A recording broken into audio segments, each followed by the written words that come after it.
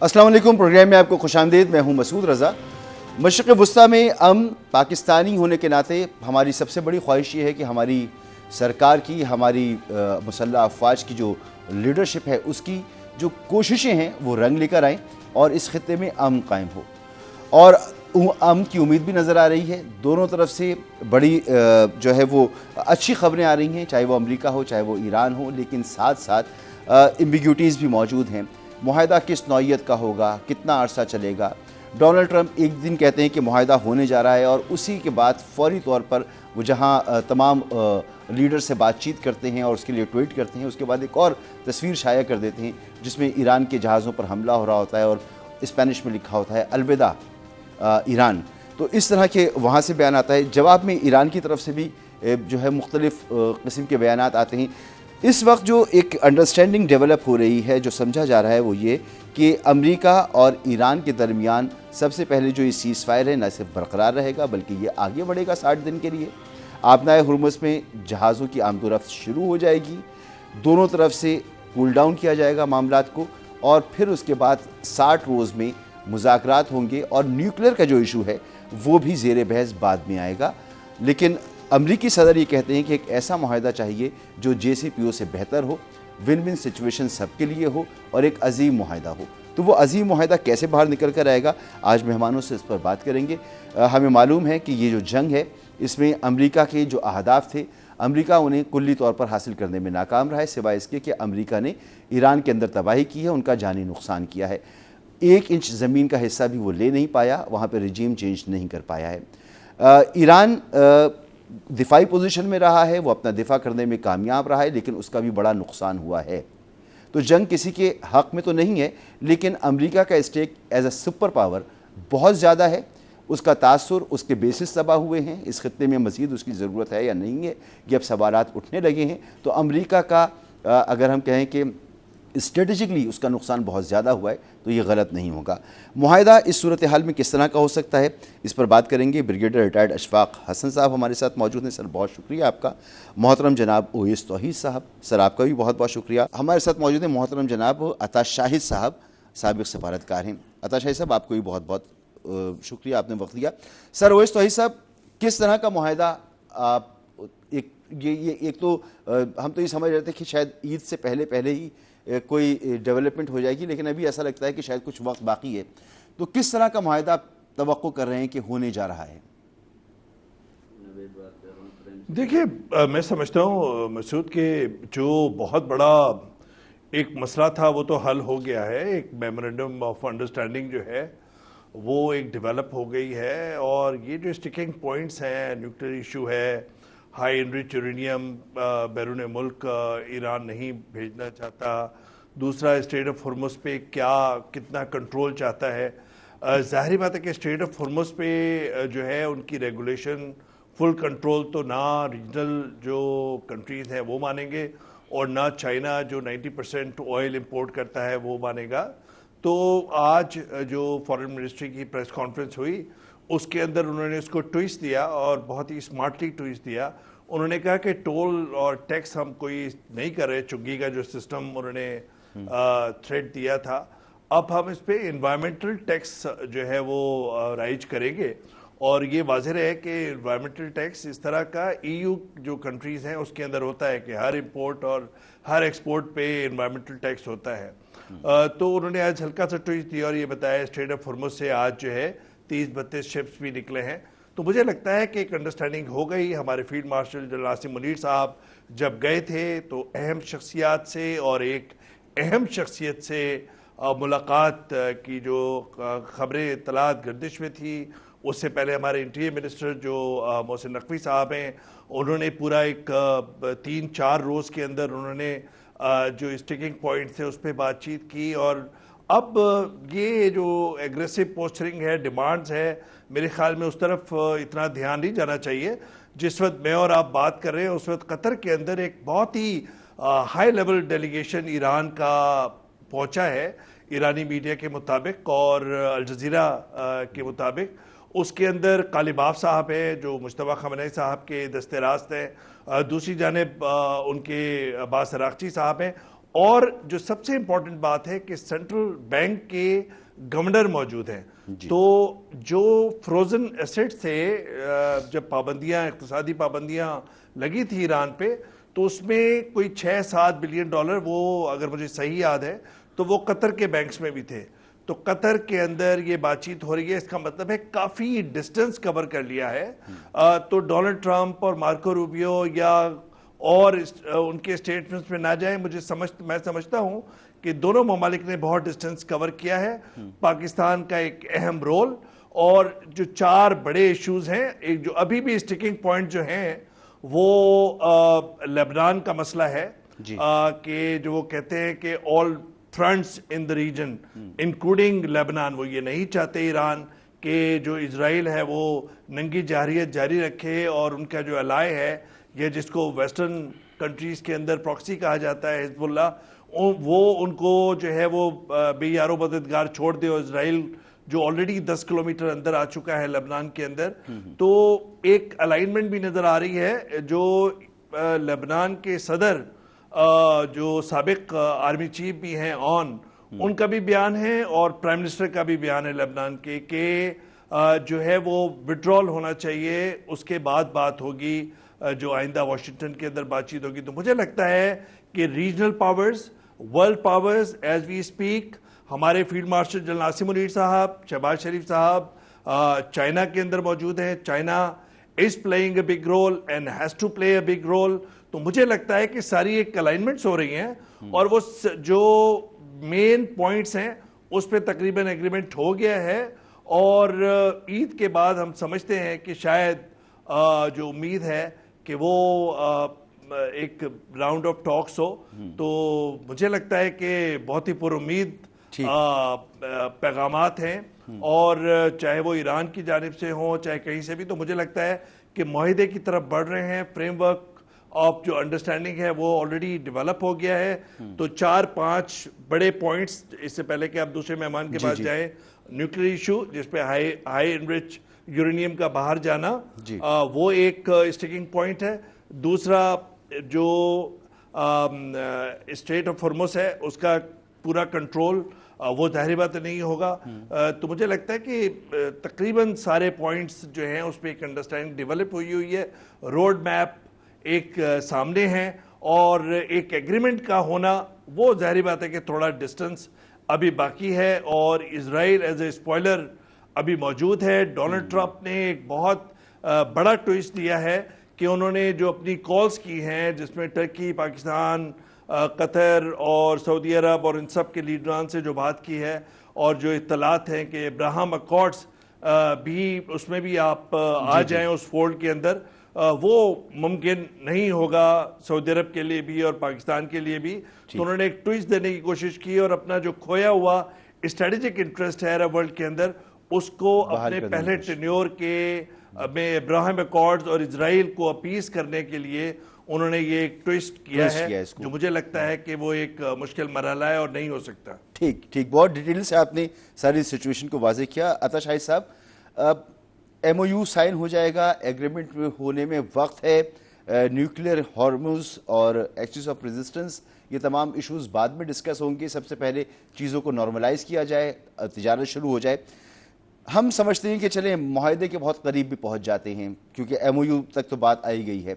تو اس کے بعد اس خطے کی اور دنیا کی سیاست میں تبدیلی آپ کیا دیکھ رہے ہیں؟ اس خطے میں خاص طور پہ کیا تبدیلی نظر آ رہی ہے آپ کو؟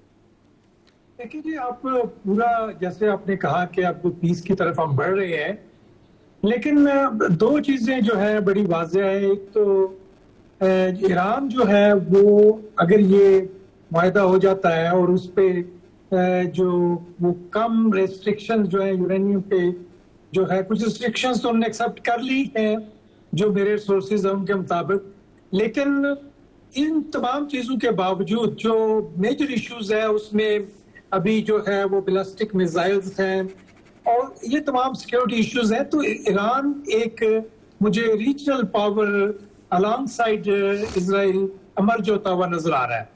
اور دوسری چیز جو مجھے نظر آ رہی ہے کہ یہ جو ابھی بات ہوئی ابراہیم اکارڈ کی, اس میں مجھے کچھ اب ڈیلے نظر آتا ہوا نظر آ رہا ہے.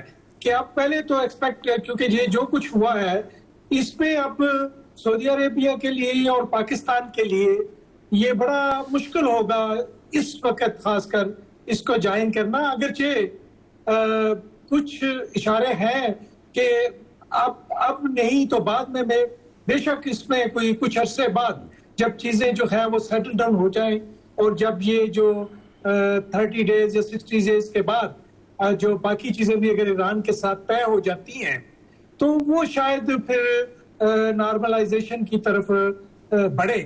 لیکن ایک چیز آپ یہ بھی یاد رکھیں کہ ابھی نیتن یاہو نے کہا ہے کہ وہ لبنان کے بارے میں اپنی انڈیپینڈنٹ پالیسی جاری رکھیں گے، اور انفارچونیٹلی اس کو پریزیڈنٹ ٹرمپ نے بھی انڈوز کیا ہے. یہ ایک ٹیلی فون کال کے درمیان میں وہ دونوں کے درمیان یہ بات چیت ہوئی ہے، اور جو نیتن یاہو ہے وہ وٹ ایور دیر پالیسی جو ہے اس پہ ہے لبنان پہ، تو وہ فوری طور پہ چینج نہیں کریں گے، کیونکہ اسے بڑا انٹرنل پریشر ہے. سر ایک چیز تو یہ ہے نا کہ وہ چینج نہیں کریں گے، لیکن ایک چیز یہ ہے کہ اب حالات وہ نہیں ہوں گے کہ پار کے ذریعے آپ مجبور کریں قوموں کو یا ملکوں کو کہ وہ یا اس طرح کی اپنی حدود سے نکل کر آپ کوشش کریں. تو سر یہ کو ایگزسٹنس کرنا سیکھنا پڑے گا دونوں کو، چاہے وہ ایران ہو، چاہے وہ اسرائیل ہو یا دیگر ممالک ہوں، یا آپ سمجھتے ہیں کہ اسرائیل اگر کہہ رہا ہے کہ میں اپنی آزادانہ پالیسی جو تھی وہ قائم رکھوں گا تو وہ رکھ پائے گا؟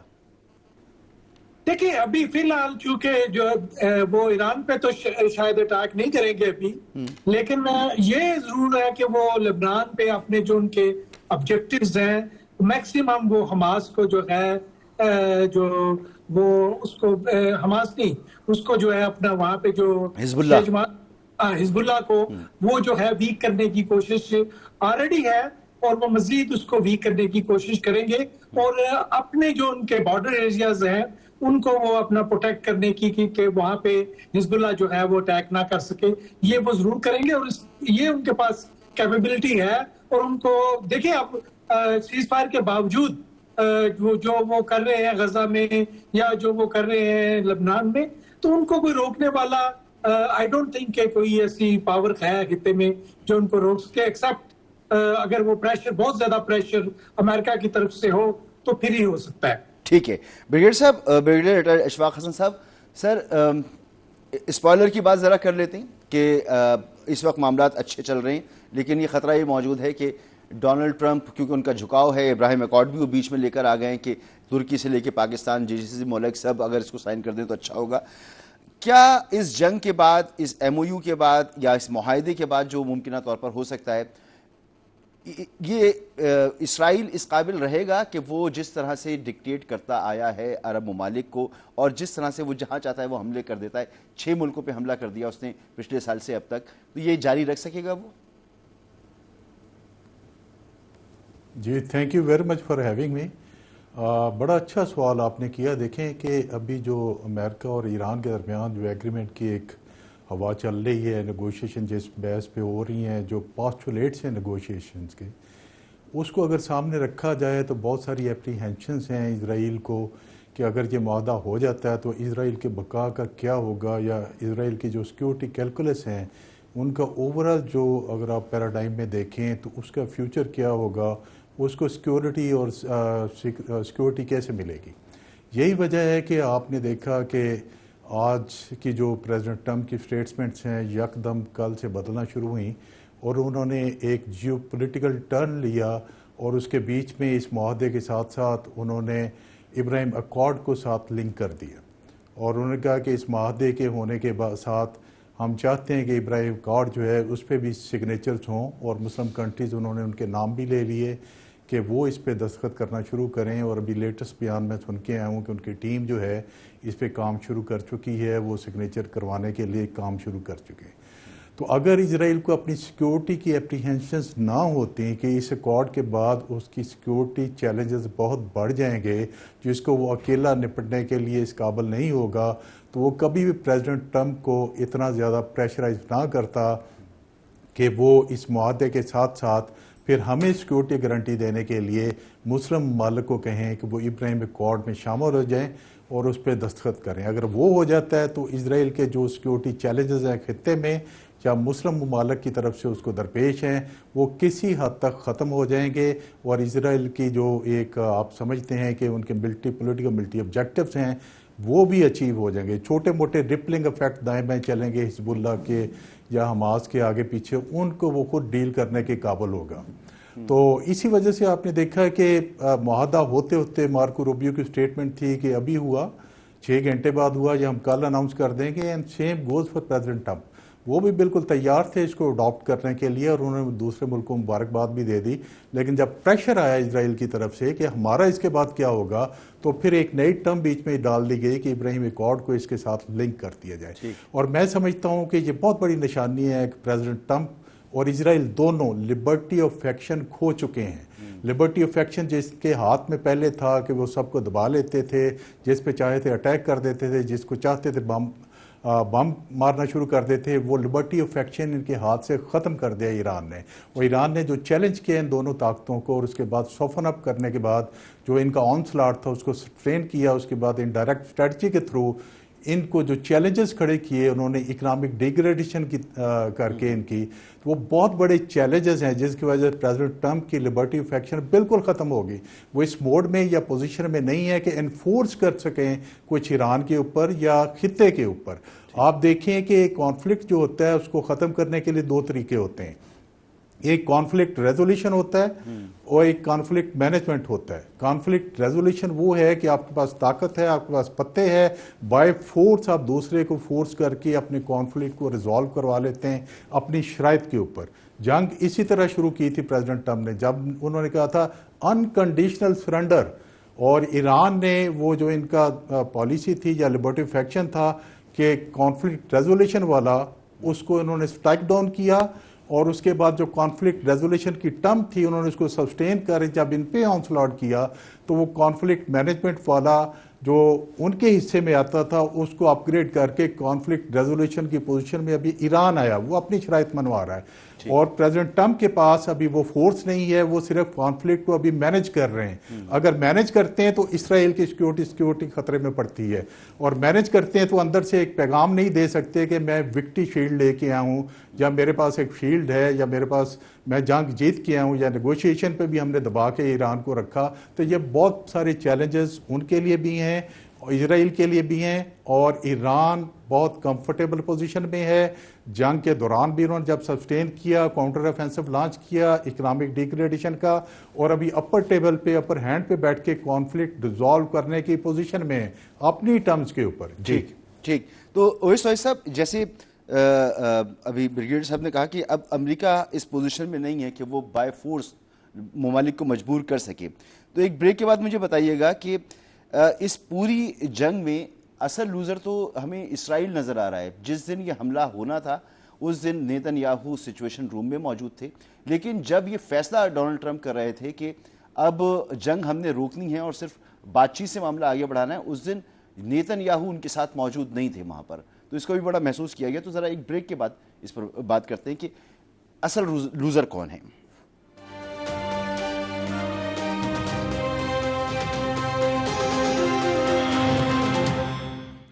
Welcome back. معاہدہ جب ہوگا تب ہوگا. اس وقت یہ صورتحال ہے، اس میں کون لوزر ہے کون ونر ہے، یہ آج سے اگر ہم اس پہ بات نہیں کریں گے تو کل تو اس پہ بات ہوگی.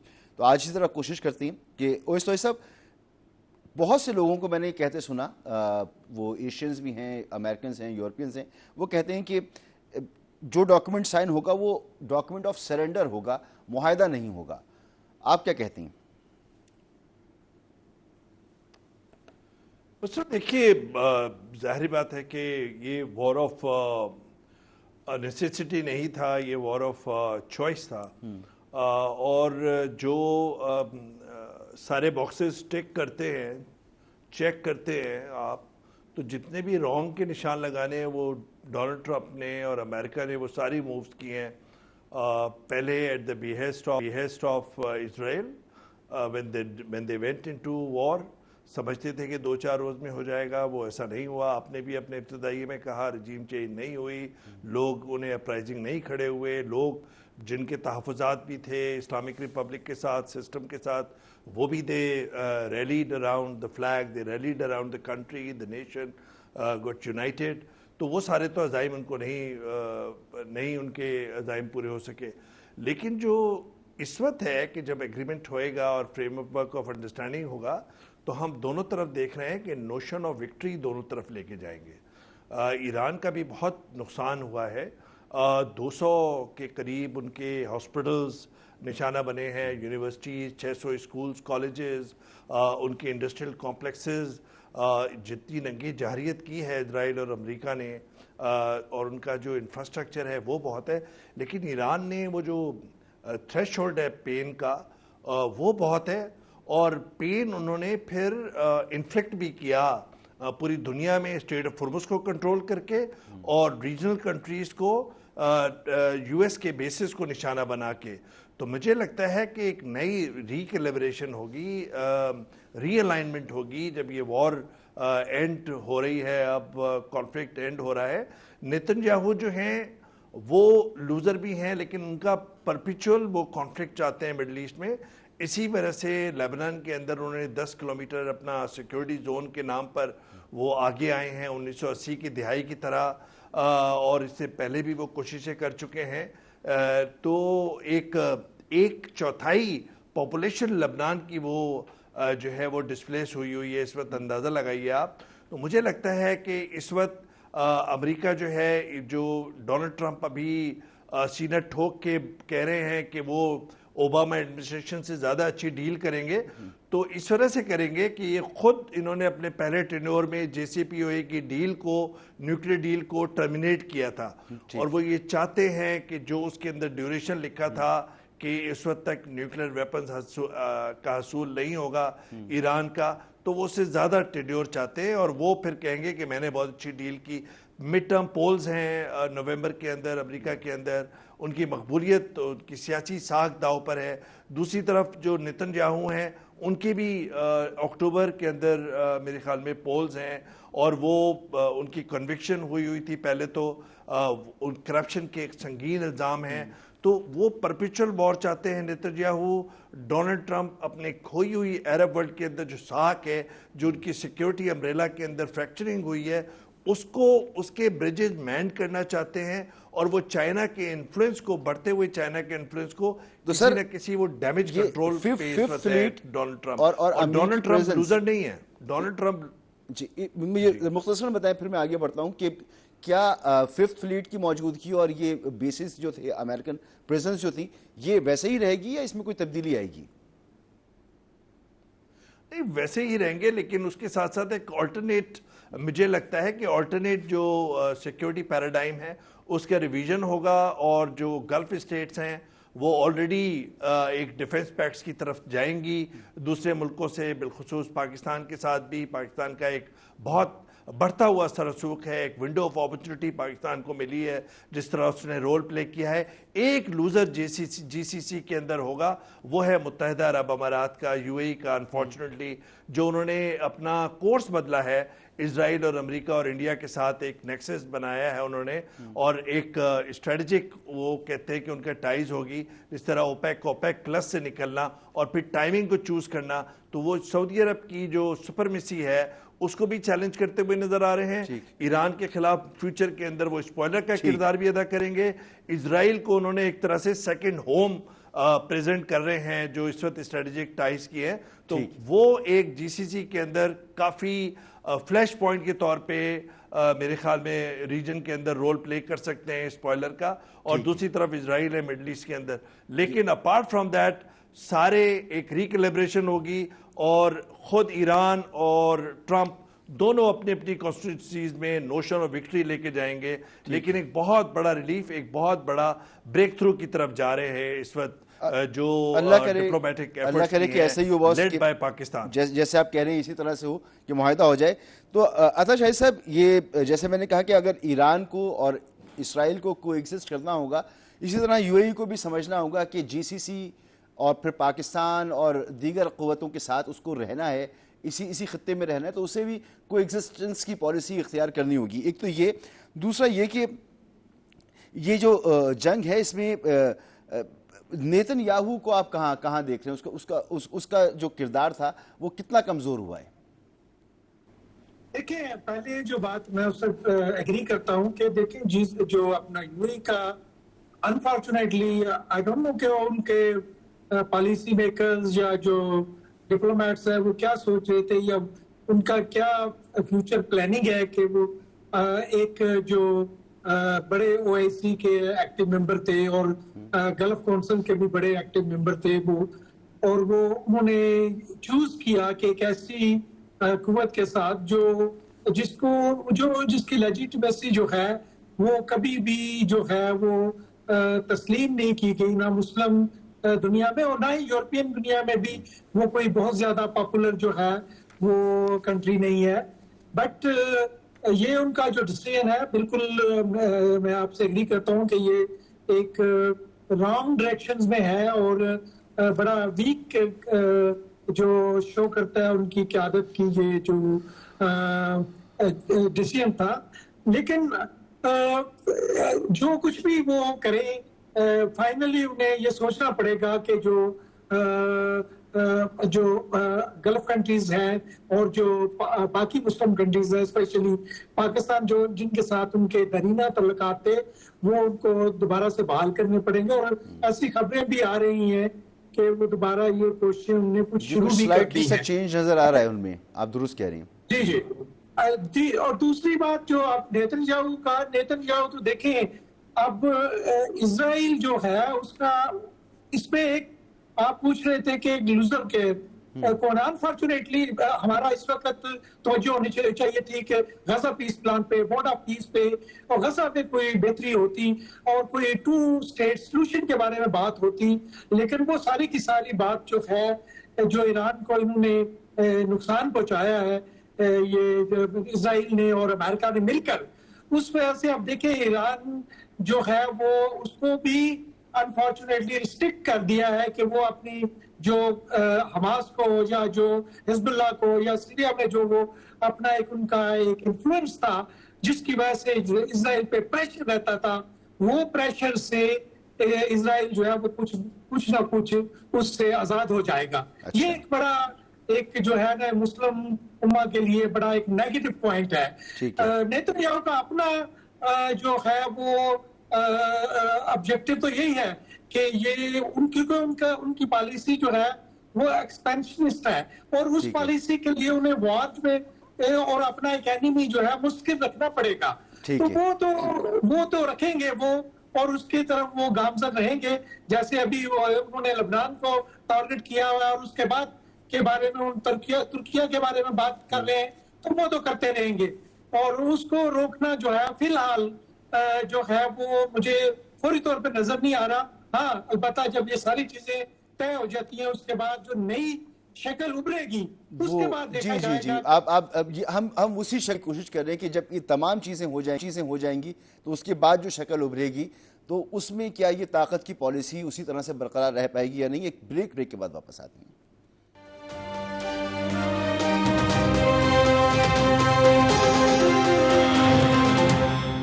Welcome back. جو سچویشن ڈیولپ ہو چکی ہے مغربی ایشیا میں اس کے بعد امن قائم ہونا ہی ہے اور امن کے لیے ٹیبل پر بیٹھنا ہی ہے دونوں ممالک کو. تو کیا صورتحال نکل کے سامنے آئے گی؟ بریگیڈ صاحب، فلسطین کا مسئلہ، غزہ کی صورتحال، اس میں کوئی تبدیلی آپ کو نظر آ رہی ہے؟ فوری طور پہ نہ صحیح لیکن وقت گزرنے کے ساتھ ساتھ یہاں پر آپ کو کیا نظر آ رہا ہے؟ کس طرح کی تبدیلی ہوگی جب یہ جنگ ختم ہوگی، فریقین کسی معاہدے پر پہنچیں گے؟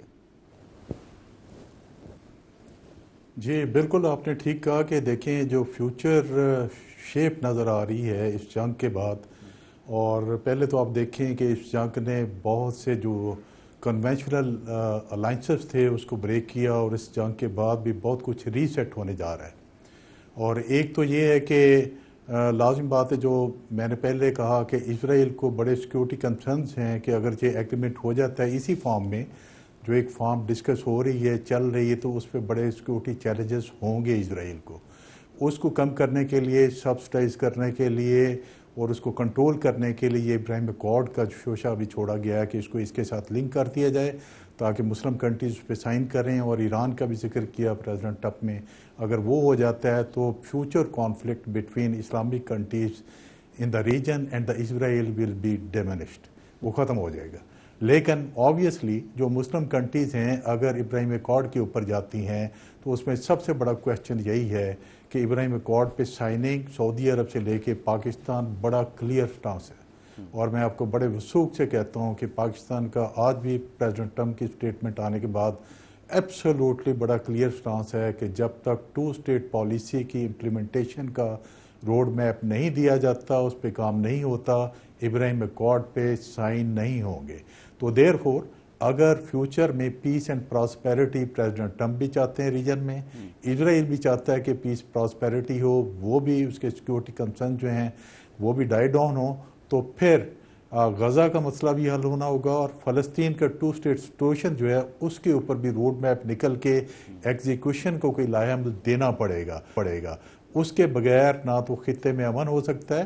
روٹ کازز ہیں نا، آپ دیکھیں روٹ کازز ہیں، روٹ کاز جب تک الائیو ہے اس وقت تک کانفلکٹ جنم لیتے رہیں گے، اور جب تک آپ روٹ کاز ختم نہیں کریں گے کانفلکٹ ابھرتے رہیں گے، آگے چلتے رہیں گے۔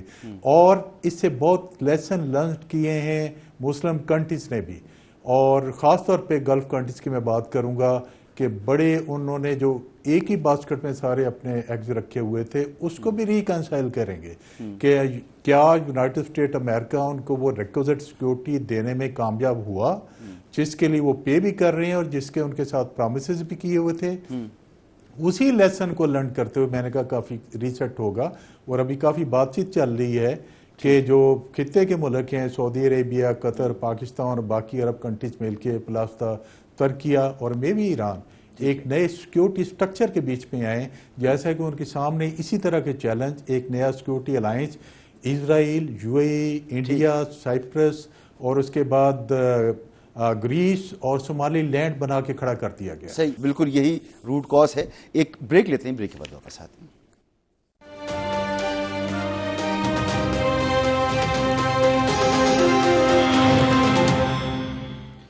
Welcome back. الحمدللہ پاکستان کا جو کردار ہے اس دنیا میں امن کے لیے وہ جس طرح ابھر کے سامنے آیا ہے، خدا کرے کہ یہ تاثر، یہ کردار نہ صرف برقرار رہے، یہ بہت پھلے پھولے آگے بڑھے، اور اس دنیا میں امن قائم کرنے کے لیے پاکستان کی جو کوششیں ہیں اس سے پوری دنیا فیضیاب ہو، یہ خطہ فیضیاب ہو، اس امید کے ساتھ کہ آنے والے وقت میں ایک اچھا معاہدہ ہو جائے گا جس سے خطے میں اور دنیا میں امن قائم ہوگا۔